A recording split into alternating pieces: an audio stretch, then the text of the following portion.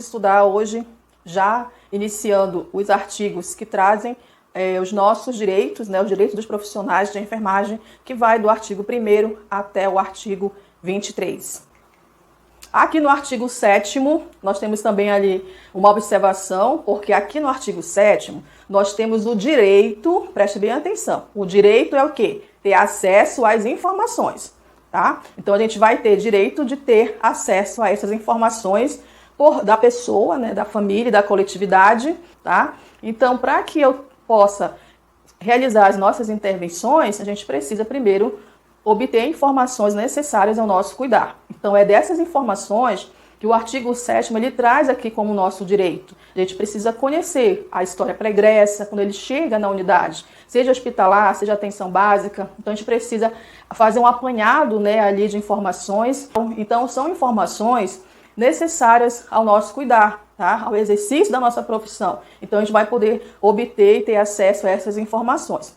Só que lá no artigo 89, que é o artigo das proibições, ele diz assim, ó, disponibilizar o acesso a informações e documentos a terceiros que não estão diretamente envolvidos na prestação da assistência de saúde ao paciente, exceto quando autorizado pelo paciente, seu representante legal ou seu responsável ou por determinação judicial.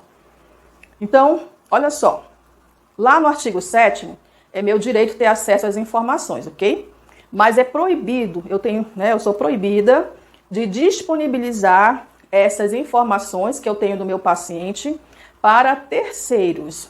Quem são os terceiros? São aqueles que não estão envolvidos diretamente na assistência a esse paciente. Porque uma vez o paciente estando na unidade de saúde, seja na atenção básica, seja na urgência, na parte hospitalar, outros profissionais também terão acesso a essas informações, não é isso? Então, essas informações, elas são necessárias, é meu direito ter acesso a essas informações, mas em contrapartida eu não posso estar disponibilizando essas informações para as pessoas que são chamadas de terceiros, né, que eles não estão diretamente ligados, né, aos cuidados desses pacientes, tá? A não ser que o próprio paciente me autorize, daqui a pouco a gente vai falar mais lá para frente, que a autorização é por escrito, não é verbal, então o paciente precisa autorizar por escrito, ou então se ele tem um representante legal ou um responsável legal, tá? Então, o representante legal é aquela pessoa que tem, né, a autorização de manifestar e expressar a vontade do paciente enquanto ele estiver em uma situação que ele não vai poder expressar. Se estiver numa situação de um acidente, em coma, então ele tem o seu representante legal. Agora, o responsável legal é responsável por ele. Por exemplo, uma criança, um adolescente, um idoso, tá? Ele vai ter seus responsáveis, tá bom? Que não é o representante legal. Então, o representante legal ele tem uma autorização do paciente, né, que é a pessoa envolvida ali no cuidado, em manifestar a vontade dessa pessoa, numa situação em que ele não puder manifestar isso verbalmente, tá? Então, ele vai ter o representante legal. Então, disponibilizar essas informações que a gente tem direito de ter acesso, né? Então, é proibido, tá? Eu tenho o direito de ter acesso a essas informações, mas em contrapartida não posso disponibilizar essas informações a terceiros.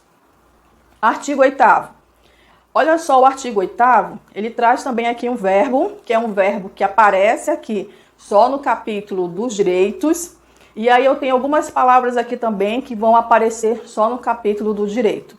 Então, quando a gente requer, né, requerer, a gente vai requerer ao Conselho Regional de Enfermagem. Como vocês estão observando aí no slide, né, no artigo 8º, requerer ao Conselho Regional de Enfermagem de forma fundamentada, tá, gente? Toda vez que a gente vai requerer ao Corém, eu preciso estar fundamentado. Ou seja, então, quando que eu vou requerer, né? Eu vou requerer de forma fundamentada ao Corém medidas cabíveis para obtenção de desagravo público, em decorrência de ofensa sofrida no exercício profissional ou que atinja a profissão. Então, marca aí desagravo público.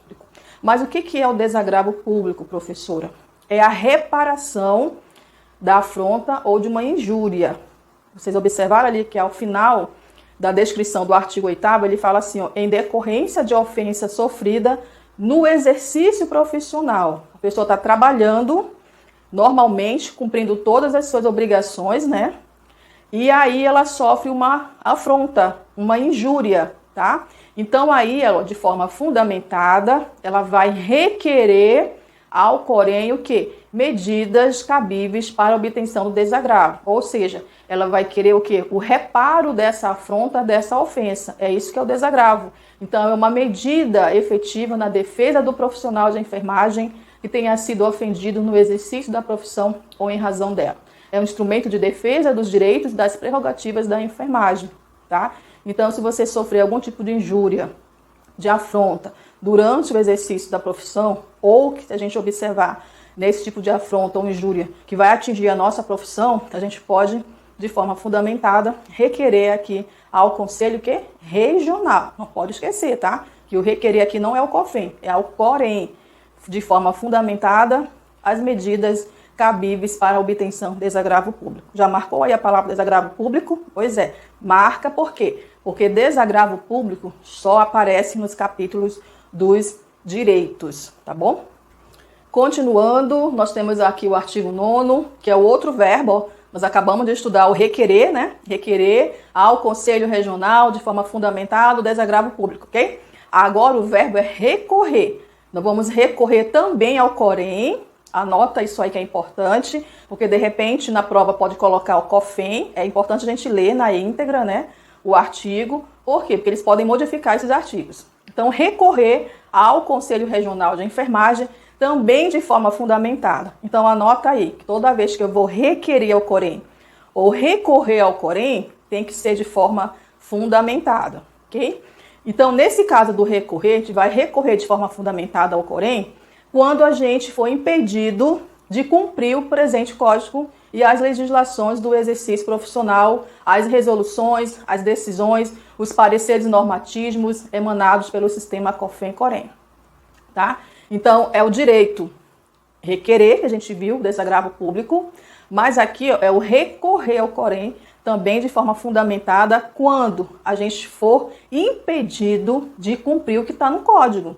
Já pensou? A gente não fazer as coisas certas, do jeito que nós aprendemos, do jeito que o Código de Ética ele determina, para que a gente realize nossos cuidados baseados, né, gente, em um código de ética, e aí você não conseguir cumprir isso, porque você é impedido de fazer, de realizar o que é o certo, você é técnico de enfermagem, aí quer que você realize funções do enfermeiro, não pode, porque segundo a nossa lei, as funções do enfermeiro devem ser exercidas por ele, principalmente as que são privativas, tá? Então, assim, quando você não consegue cumprir, né, quando você é impedido de cumprir aquilo que está no código, nas nossas legislações, nas nossas normativas, resoluções, a gente pode recorrer ao Corém de forma fundamentada.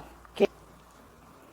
Artigo 10, aí aqui nós temos ter acesso pelos meios de informações disponíveis às diretrizes políticas, normativas e protocolos institucionais, bem como participar de sua elaboração. Então, a gente pode participar, enquanto profissional de enfermagem, né, dessas normativas, dessas diretrizes políticas, né, das instituições.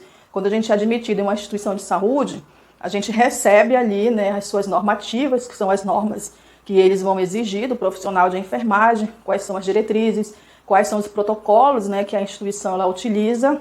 Então, isso precisa estar acessível ao profissional de enfermagem, porque é nosso direito ter acesso por meio de comunicação, né, de informações disponíveis, essas normativas, essas diretrizes, esses protocolos, ok?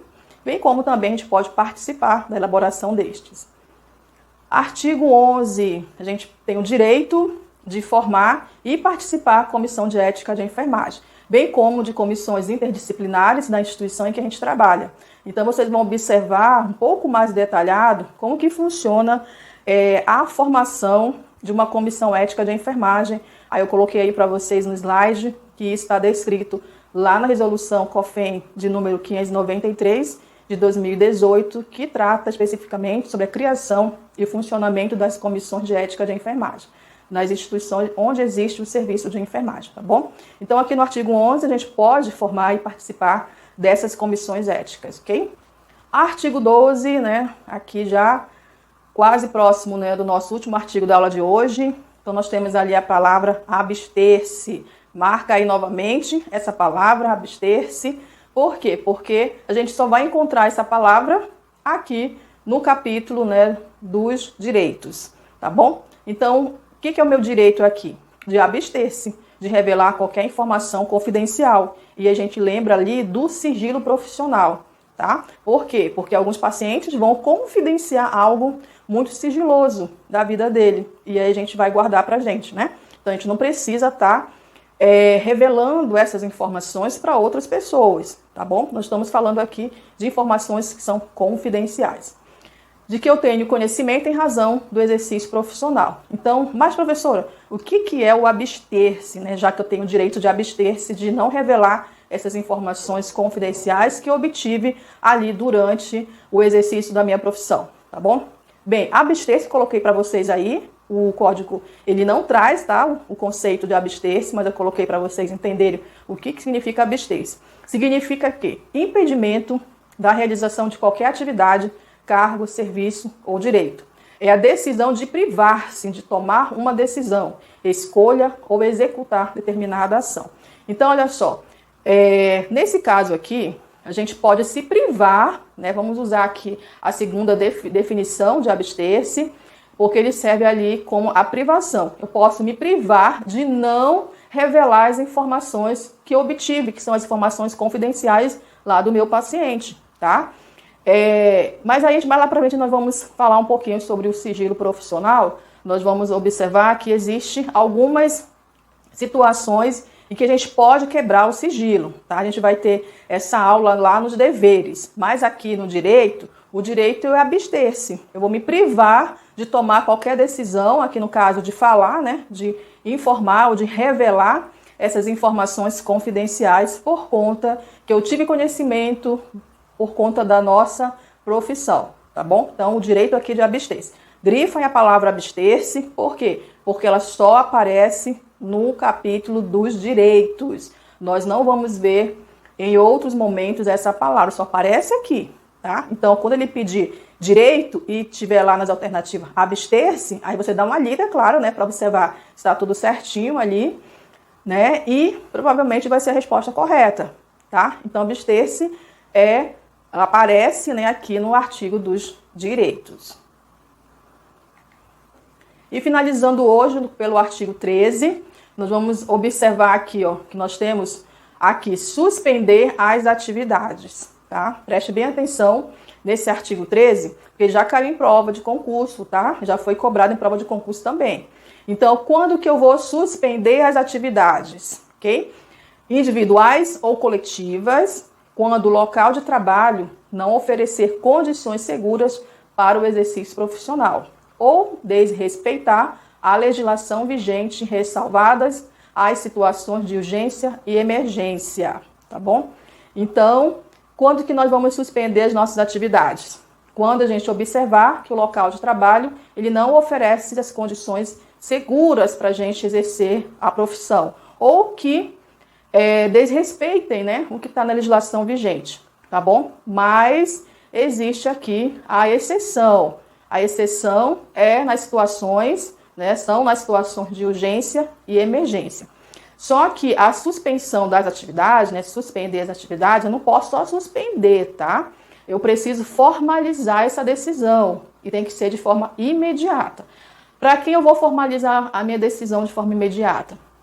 Por escrito, né, ou por meio de correio eletrônico, seria um e-mail, à instituição que a gente trabalha, que é o local que a gente está observando que esse ambiente é inseguro para desenvolver as nossas atividades, então eu vou comunicar, eu vou formalizar isso, essa minha decisão, e também ao Conselho Regional, tá bom? Então a gente pode suspender a atividade, professora? Pode, mas a não ser que seja uma situação de urgência e emergência. Mas aí você precisa o quê?